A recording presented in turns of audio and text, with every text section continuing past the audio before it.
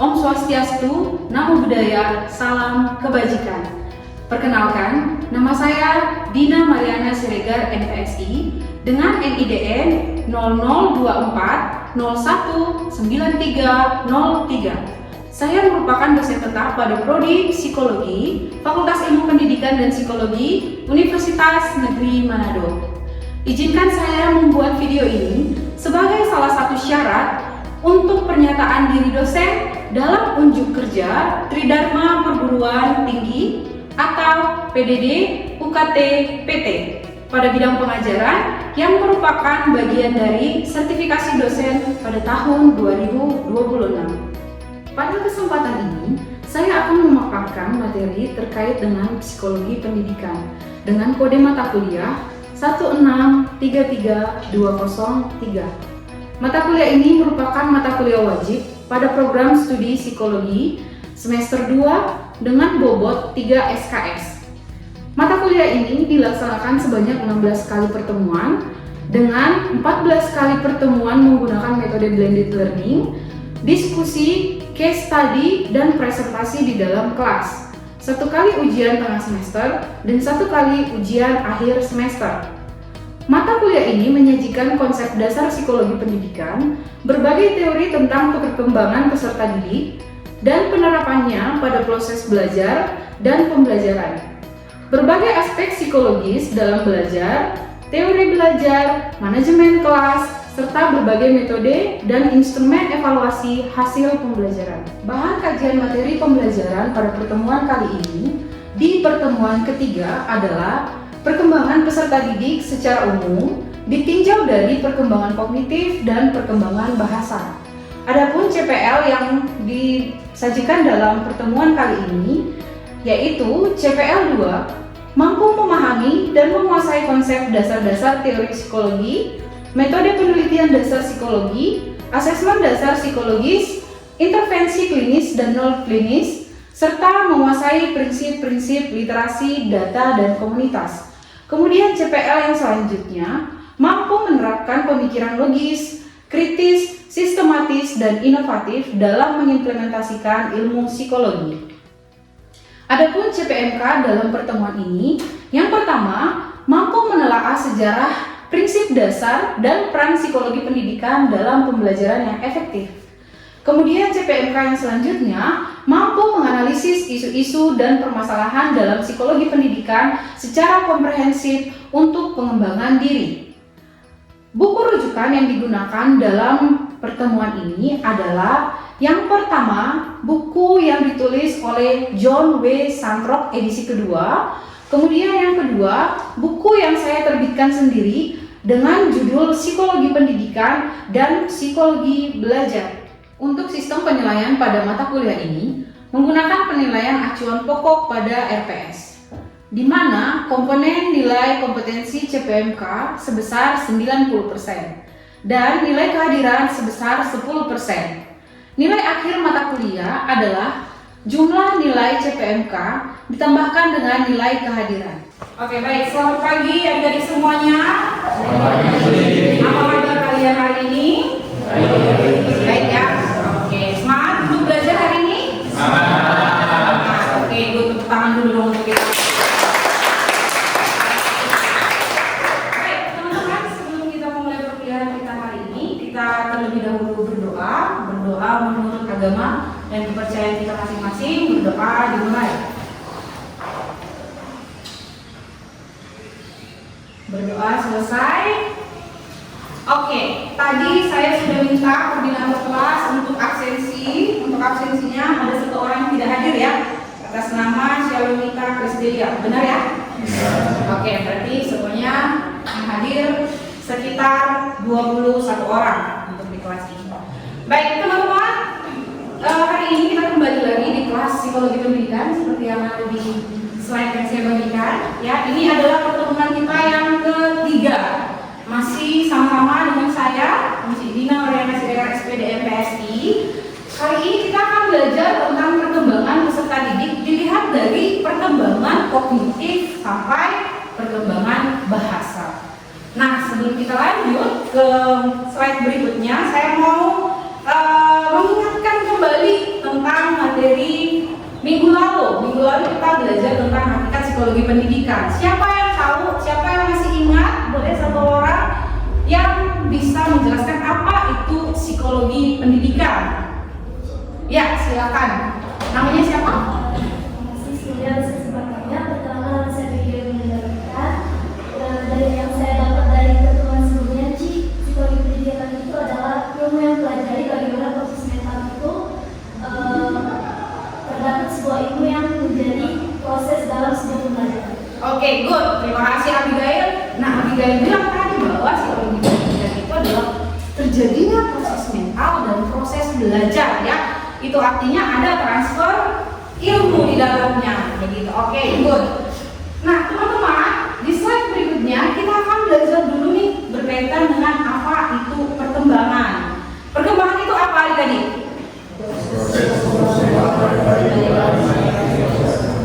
Perkembangan itu berarti ada yang berkembang, begitu ya. Dari apa? Kalau kita sebagai manusia dari bayi menuju ke dewasa, begitu. Jadi ada tahapannya, teman-teman. Kita belajar dulu dari segi perkembangannya.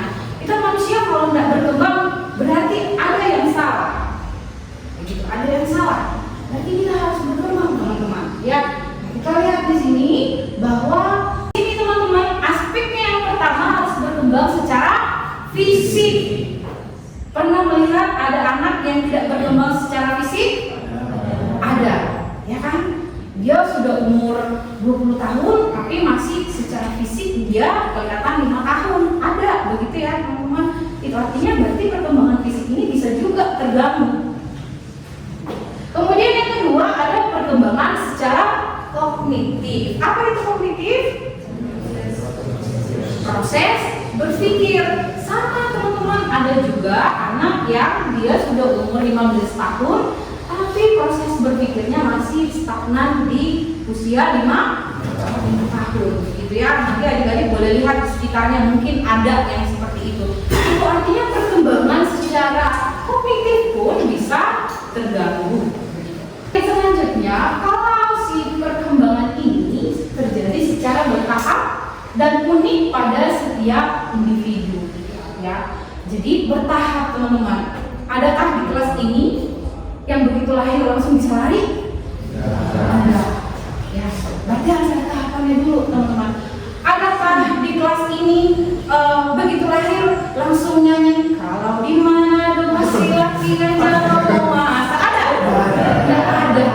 Berarti ada tahapannya, teman-teman. Tidak bisa lompat, begitu ya. Oke.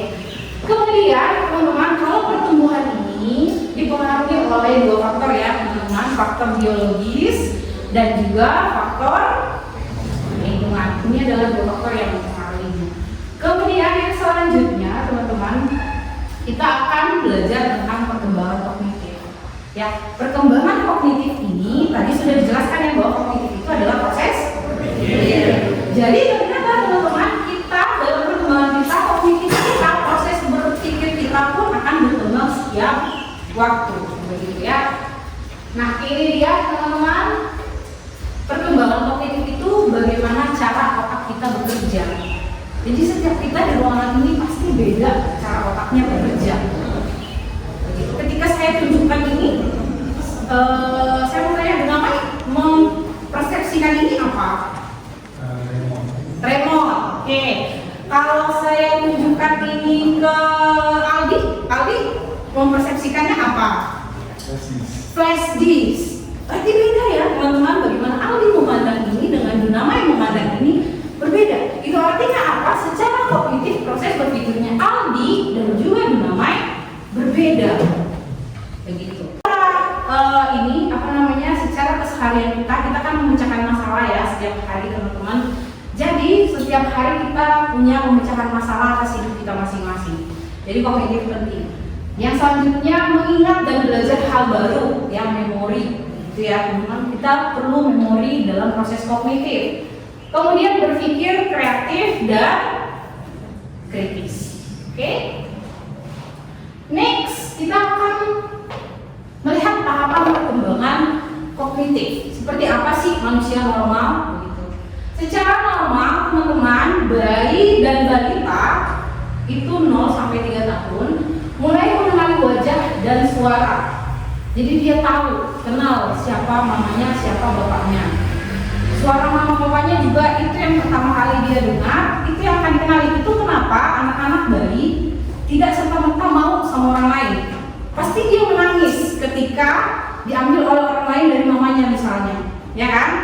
Kita sering bilang, aduh cengeng sekali DP anak, kan begitu. Padahal ternyata dia masih di tahap perkembangan 0 sampai 3 tahun ini. Dia hanya mengenali wajah ibunya dan suara ayah ibunya. Kemudian yang selanjutnya masuk di masa anak sekolah 6 sampai 12 tahun ya teman-teman, masa sekolah. Di sini dia mulai berpikir logis, memecahkan masalah dan bersikap lebih kritis dalam memahami informasi. Jadi di sini proses kognitifnya teman-teman, dia mulai memahami dunia yang kompleks. Itu artinya perkembangan bahasanya sudah harus oke di tahapan ini. Nah nanti kita lihat seperti apa perkembangan bahasanya. Kemudian di masa remaja teman-teman 12 tahun ke atas, ini berkembangnya kemampuan berpikir abstrak, merencanakan masa depan dan membuat keputusan yang kompleks. Abstrak artinya adalah bahwa dia sudah mampu menciptakan sesuatu yang mungkin orang lain belum tahu dia sudah bisa. Misalnya menciptakan puisi, gitu. Memahami orang lain, walaupun dia tidak tahu, orang lain belum bercerita, tapi dia sudah tahu apa yang dialami orang tersebut. Nah itu berpikiran yang abstrak. Kemudian selanjutnya kita masuk nih di perkembangan bahasa. Semua punya bahasa? Punya. Kalau kita di Indonesia minimal 2 bahasa kita tahu. Bahasa daerah, bahasa ibu dan bahasa nasional, ya kan? Bahasa Indonesia. Nah, dalam proses perkembangan bahasa juga ada beberapa tahapan adik-adik yang harus kita tahu. Gitu. Namun sebelum ke tahapannya, kita lihat dulu teman-teman, awal kita punya bahasa itu adalah dari ibunya kita. Mungkin ibu hanya bercerita pendek, tapi nanti seiring berkembangnya kognitif kita, maka cerita pendek dari ibu akan menjadi cerita panjang ketika di lingkungan. Misalnya kalau ibunya bercerita tentang bulan, bulan itu datangnya malam-malam, bersinar terang malam-malam, misalnya begitu ya teman-teman. Tapi ketika dia ke temannya, ketika ke lingkungan, dia bisa mengembangkan itu. Kalau kognitifnya baik ya teman-teman, kalau kognitifnya baik, dia bisa mengembangkan. Mama aku bilang, bulan itu datangnya malam-malam loh. Enggak kok, kemarin bulannya datang sore-sore. Kadang-kadang ada bulan sore ya. Itu artinya secara kognitif dia bagus. Datangnya sore-sore kok, bulan itu ngikut loh. Kalau aku naik motor dengan papaku, bulannya ngikut loh. Bulannya ngikutin aku, misalnya begitu. Jadi itu teman-teman, dia secara kognitif bagus dan membahasakannya juga semakin bagus. Gitu. Fungsinya bahasa apa teman-teman? Fungsinya yang pertama itu adalah membangun hubungan sosial. Jadi kalau kita mau bersosial kita butuh bahasa. Fungsi selanjutnya adalah mengekspresikan pikiran dan perasaannya teman-teman. Kita bercerita, kita boleh menyampaikan pikiran dan perasaan kita itu hanya lewat bahasa. Tidak bisa dengan yang lain, begitu ya, hanya lewat bahasa. Kita bisa memahami orang lain dari bahasanya. Kemudian yang selanjutnya, belajar memahami dunia sekitar. Dengan bercerita, sampai kita bisa tahu apa yang terjadi di sekitar kita. Ya. Kemudian yang selanjutnya, tahapan perkembangan bahasa. Tahapan perkembangan bahasa itu dari 0 sampai 2 tahun, kita masih di fase babbling, teman-teman. Ada yang tahu babbling itu apa? Iya, ya benar. Jadi dia cuma mengucapkan kata-kata yang tidak punya makna, bla bla bla bla, cuma begitu. Jadi cuma mama, gitu yang panjang, gitu. Papa, cuma begitu. Ya, jadi itu di babbling 0 sampai 0 sampai 2 tahun itu. Kemudian nanti di tahun-tahun pertama kehidupan itu dia mulai mengucapkan kata pertama, mama, papa, karena memang itu yang biasa diajarkan ya teman-teman. Ya, jadi akan mulai berkata dia pahami. Kemudian nanti di umur 1 sampai 2 tahun mulai menggabungkan mama, papa, sudah gabung. Tidak satu-satu lagi. Mau minum, walaupun minumnya masih salah-salah minum misalnya ya kan, atau makan jadi mam, cuma begitu. Jadi itu ya teman-teman. Kemudian di 3 sampai 5 tahun biasanya dia sudah punya kalimat pendek dan lengkap. Gitu. Kemudian di usia 6 tahun ke atas, kosakata harusnya sudah berkembang pesat, sudah bisa bercerita, sudah bisa didiskusikan dan lain sebagainya. Nah, itu ya teman-teman untuk tahapan perkembangan bahasa. Next, bagaimana perkembangan terjadi teman-teman? Perkembangan itu terjadi ada tahapannya. Yang pertama itu dari genetik dan lingkungan. Genetik itu apa? Namanya dia kalau bahasa sederhananya intrinsik begitu ya. Kemudian ada juga yang dari lingkungan sekitar, eksternal begitu ya. Jadi kalau yang eksternal ini bagaimana orang-orang di sekeliling kita mempengaruhi perkembangan kita. Jadi karena saya hidup di lingkungan Batak, maka bahasa saya mirip Batak, ya kan? Nah kalau teman-teman hidup di lingkungan Manado, berarti bahasanya logatnya pasti logat Manado. Kemudian yang selanjutnya pengalaman dan interaksi. Bagaimana kita berinteraksi dengan orang lain akan mempengaruhi kita. Dulu saya tidak tahu berlogat Manado, tapi sekarang kalau saya teleponan sama mama saya, ketika mama saya bilang, "Bah, ngapain kau?" Misalnya begitu ya, masih pakai bah. Iyo mak, kita lagi ini misalnya sudah pakai kata iyo. Jadi ada ternyata pergeseran dari lingkungan saya karena mahasiswanya Manado, teman-teman saya juga Manado, akhirnya bergeser bagaimana logatnya saya. Kemudian yang selanjutnya bermain dan membaca. Nah, bermain dan membaca juga teman-teman mempengaruhi bagaimana cara kita berkembang, begitu ya. Ini bisa diterapkan kepada anak-anak dan juga dewasa. Begitu bagaimana cara kita bermain dengan orang lain, siapa circle kita akan mempengaruhi bagaimana kita berkembang. Next, silakan. Next, pentingnya perkembangan kognitif dan bahasa untuk pendidikan. Nah, karena kita membahas tentang psikologi pendidikan, apa sih pentingnya pembelajaran ini? Kenapa sih kita belajar kognitif dan bahasa begitu? Kita boleh lihat dari dua sisi ya. Sisi yang pertama itu adalah belajar sesuai dengan usia. Teman-teman, secara kognitif tadi kita ada perkembangannya. Maka apa? Maka ketika belajar kita juga harus diklasifikasikan di kelas-kelas yang sama. Itu kenapa di dalam dunia pendidikan ada SD, SMP, TK ya, belajar TK ya, TK, SD, SMP, SMA, bahkan perkuliahan, karena diklasifikasikan sesuai dengan tahapan perkembangannya. Kemudian yang kedua, ini juga terlalu cepat atau terlalu lambat itu bisa mempengaruhi stres peserta didik. Kalau kognitifnya cepat sekali, anak-anak juga akan stres ketika digabungkan dengan anak-anak yang seusianya, senormalnya begitu. Contohnya, teman-teman kenal dengan Ken Kulus? Kenal ya Ken Kulus ya. Bisa apa Ken itu? Bisa belajar matematika, sampai coding dia bisa ya. Dia belajar coding begitu. Bayangkan Ken Kulus kalau digabung dengan anak-anak TK yang tahunnya masih menggambar warna-warna, masih menghitung 1 sampai 10. Ternyata Ken sudah bisa belajar kalkulus, teman-teman. Begitu. Maka siapa yang akan stres? Ken dan teman-temannya. Ken akan merasa kelasnya terlalu lambat, sementara teman-temannya akan merasa bahwa Ken terlalu cepat. Sehingga apa? Sehingga perlu diklasifikasikan. Itulah tujuannya kita memahami tentang perkembangan kognitif dan bahasa. Ada juga anak-anak yang belum paham, belum fasih berbicara, tapi sudah dikasih di sekolah yang umum karena mungkin dia ada keterlambatan. Maka yang terjadi si anak ini juga bisa stres. Temannya juga bisa stres ketika dia mau menyampaikan informasi, ketika dia mau menyampaikan perasaannya, temannya nggak paham apa sih yang dia bilang. Nanti ujung-ujungnya kemana? Ke bully. Nah, dampaknya banyak sekali teman-teman, ya kan? Bisa berdampak ke bullying. Kemudian yang selanjutnya, ini adalah ringkasannya teman-teman. Teman-teman boleh catat, ini ringkasannya dari apa yang kita pelajari hari ini. Yang pertama itu peserta didik itu teman-teman unik, ya seru dan unik. Contohnya pakai di Aldi dan Dunamai berbeda dalam memandang sesuatu. Ya, kalau Aldi tadi menganggap ini flash disk, Bunamai tadi menganggap ini RAM. Berarti unik ya teman-teman cara kita berpikir.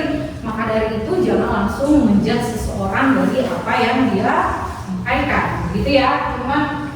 Kemudian perkembangan peserta didik itu melibatkan apa tadi yang pertama? Fisik, kemudian kognitif dan juga bahasa. Dan ini harus secara bertahap. Ya, dan ketiganya ini juga harus saling berhubungan ya teman-teman. Kognitifnya dulu, baru kalau kognitifnya sudah oke, bahasanya mana yang lebih dulu, kognitif atau bahasa? Harus berjalan beriringan, kognitifnya bagus, bahasanya bagus. Begitu, karena kalau ada orang kognitifnya bagus tidak mampu membahasakan juga susah juga ya, begitu. Kemudian yang selanjutnya, kognitif dan bahasa itu bersinergi, artinya kemampuan berpikir dan berbahasa saling mendukung dalam proses pembelajaran dalam memahami dunia, gitu ya. Jadi penting sekali teman-teman, ini kita pelajari sebagai orang psikologi supaya kita bisa mengedukasi peserta didik dan pendidik bahwa kognitif ini harus diperhatikan, bahasa juga harus diperhatikan. Makanya ada tes-tes psikologi. Kalian sudah dapat kan ya tes-tes psikologi? Tadi baru belajar itu ya teman-teman, mengukur intelijensi dan lain sebagainya. Supaya bisa kita klasifikasikan, oh dia cocoknya sekolah biasa atau sekolah yang inklusi misalnya. Yang terakhir teman-teman, setiap anak berbeda, ya punya waktu dan cara berbeda untuk berkembang. Tidak ada yang terlambat selama didukung dengan baik. Kata kuncinya adalah dukungan, teman-teman. Ya, kata kuncinya adalah dukungan. Kalau anak-anak diafirmasi yang positif setiap hari, dia masih bisa berubah. Tapi kalau ada anak-anak yang tidak pernah diafirmasi atau malah diafirmasi yang negatif, dia akan percaya bahwa dia orang yang negatif. Maka mulut kita, apa yang kita ucapkan punya power teman-teman. Ya, jadi begitu juga dengan peserta didik. Semakin peserta didik dimotivasi untuk menjadi lebih baik, dia akan bisa bangkit begitu. So ini 3 hal penting yang harus teman-teman ingat dalam dunia pendidikan, terkhusus psikologi pendidikan. 3 hal ini adalah ringkasan penting yang harus teman-teman ingat di depan. Saya tanyakan kembali berkaitan dengan hal tersebut. Oke teman-teman, itu dia materi kita yang mau bertanya. Oke, silakan Rik. Jadi Cici, ada kasus di mana seorang anak widyada dia memiliki keterbatasan yang berbicara, namun dia ditempatkan di sekolah negeri bukan sekolah inklusif. Nah, dari keterbatasannya itu, apakah itu mempengaruhi transfer ilmu dan proses perkembangan kognitifnya? Oke, baik, melihat dari kasusnya Tri, ada 2 hal yang boleh kita ambil. Yang pertama, kalau lingkungan sekolah mendukung dia untuk berkembang, maka anak ini masih boleh terselamatkan. Kalau dapat pendidikan yang tepat, dapat dukungan yang tepat. Tapi kadang-kadang seperti yang saya jelaskan tadi, bahwa ada yang terlalu cepat, ada yang terlalu lambat juga mengakibatkan stres. Itu artinya penting untuk disekolahkan berbeda dengan anak-anak normal lainnya. Begitu. Ada yang kedua, anak-anak ini bisa berkembang kalau lingkungannya, anak ini bisa tidak berkembang secara kognitif kalau sudah sampai dibully. Begitu, malah makin menurun kinerjanya, proses berpikirnya makin menurun.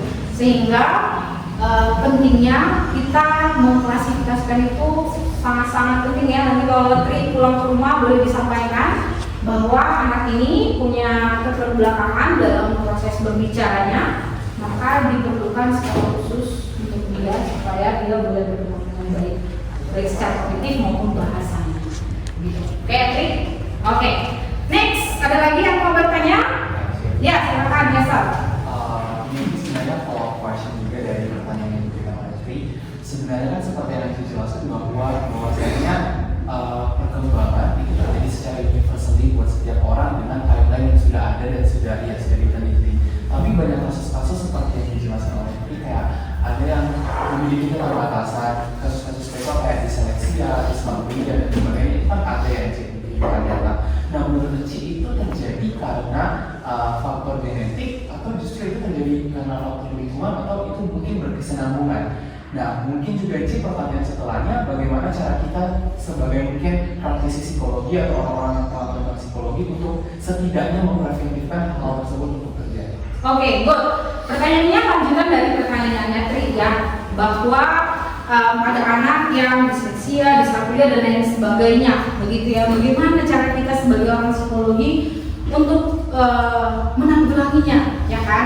Tapi kita berangkat dulu dari pemahamannya. Tadi saya bilang sebelumnya pertanyaannya, apakah itu dari faktor intrinsik atau ekstrinsik, begitu ya? Sebenarnya dua hal ini berpengaruh. Ya, dua hal ini berpengaruh. Yang pertama kalau kita lihat dari genetik ya teman-teman, memang ada orang-orang dengan cacat bawaan yang mengharuskan dia tidak bisa berkembang secara baik dalam berbicara ataupun dalam kognitifnya. Begitu ada beberapa penyakit yang memang secara genetika diturunkan, gitu. Tapi teman-teman, ada juga anak yang sehat, anak yang normal, begitu, bisa jadi terlambat kognitifnya. Karena apa? Tidak pernah distimulasi. Jadi tidak pernah distimulasi teman-teman. Makanya kalau anak kecil biasanya kan diajak ngobrol ya teman-teman. Anak kecil diajak ngobrol, kemudian distimulasi. Kan ada permainan-permainan sekarang yang melihat gambar, itu kan membantu perkembangan kognitif dan bahasa juga. Berarti secara ekstrinsik dan intrinsik ini berkesinambungan. Dua hal ini harus saling sejalan. Ada yang normal, tapi kalau tidak distimulasi oleh lingkungannya, tetap juga akan terhambat. Ada anak yang distimulasi dengan begitu baiknya, tapi secara genetik dia memang punya keterbatasan, tetap akan terhambat. Cara kita mengatasinya sebagai orang psikologi seperti apa? Caranya adalah mengedukasi orang tua di luar sana berkaitan dengan pentingnya edukasi pranatal dan juga natal. Ini belajar ya di biopsikologi ya, sebelum lahir dan sesudah lahir. Nah, di dalam kandungan kita terbentuk teman-teman, supaya tidak terjadi hal-hal yang tidak diinginkan, maka mama papa harus memastikan bahwa genetik yang diturunkan itu sudah oke. Jangan stres misalnya begitu. Atau orang tuanya sering cekcok, nah ini lingkungan teman-teman. Ya, jadi ada psikologi keluarga. Jadi mama papa itu pendidikan pertamanya kita sebagai manusia.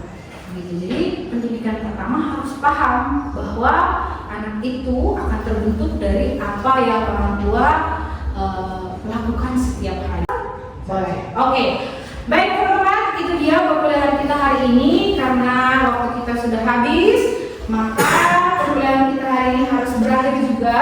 Namun minggu depan kalian akan saya berikan tugas. Nanti kalian akan melakukan wawancara dengan orang tua yang memiliki anak dengan keterbatasan kognitif dan bahasa.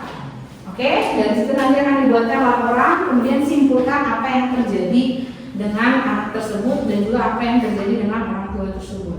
Nanti akan dipresentasikan minggu depan di depan kelas, maka persiapkan dilakukan secara mandiri. Oke, teman-teman? Baik. Itu dia kelas kita hari ini, teman-teman. Terima kasih untuk waktunya. Sampai ketemu minggu depan. Sebelum kita mengakhiri perkuliahan kita hari ini, kita berdoa sesuai dengan agama dan kepercayaan kita masing-masing. Berdoa dimulai. Berdoa selesai. Terima kasih. Selamat siang. Demikianlah video pembelajaran ini saya buat. Semoga bermanfaat. Terima kasih.